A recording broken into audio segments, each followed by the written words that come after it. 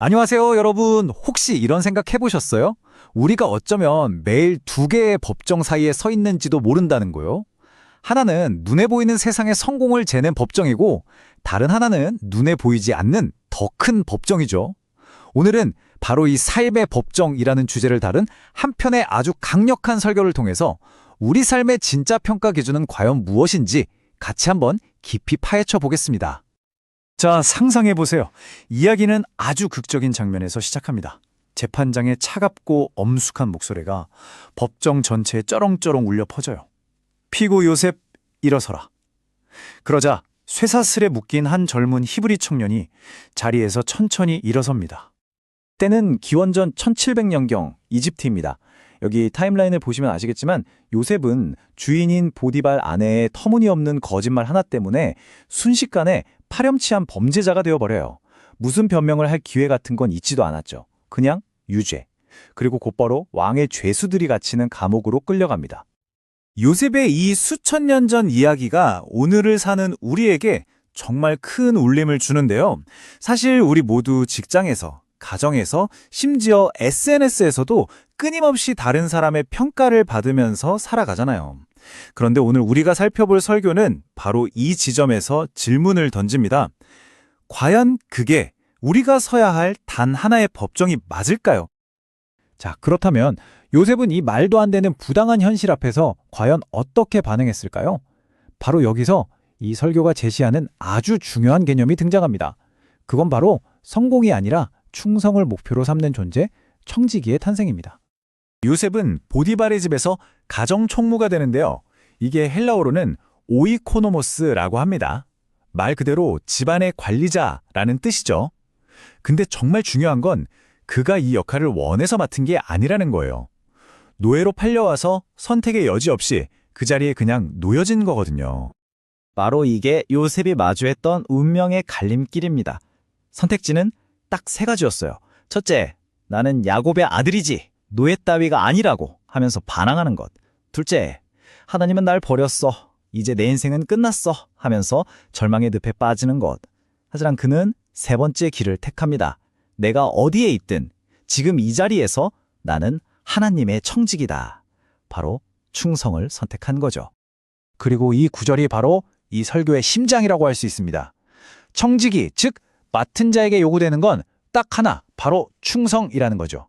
세상이 말하는 성공이나 결과물이 아니라 그저 맡겨진 일에 대한 성실함 그 자체, 결과가 아니라 과정이 평가 기준이 되는 완전히 새로운 관점의 전환입니다.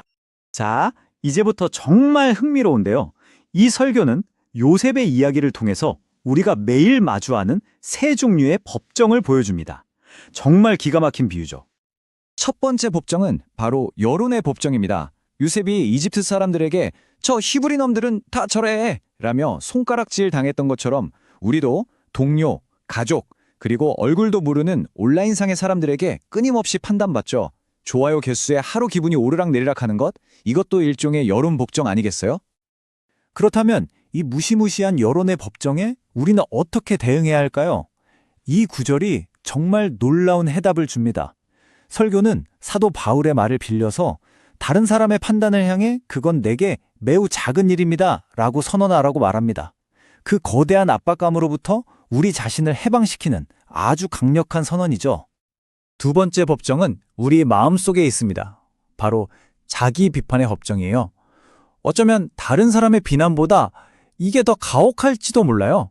스스로를 끝없이 채찍질하고 자신의 성과와 가치를 끊임없이 심판하는 우리 안에 냉혹한 재판관 말이죠.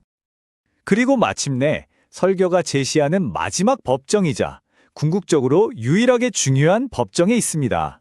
바로 하나님의 법정입니다.